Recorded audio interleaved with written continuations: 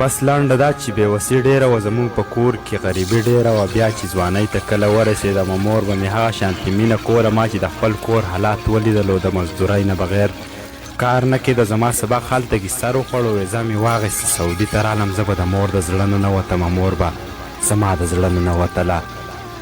زه به د مور د زړه نه نوتم، مور به زما د زړه نه نوتله. ما نه بغیر به یې روټۍ نه خوړه، زما بغیر به یې نوڼۍ نه خوړه. د غریبۍ او بېوسۍ د لاسه مړ سپا د مجبورۍ د لاسه زما نه مور او پلار او کور پاتې شو. ما ته چې ګران و هغه رور پاتې شي. دلته قصه سا عجیبه شروع شوه، مسافرۍ کې مې میشته شروع شوه.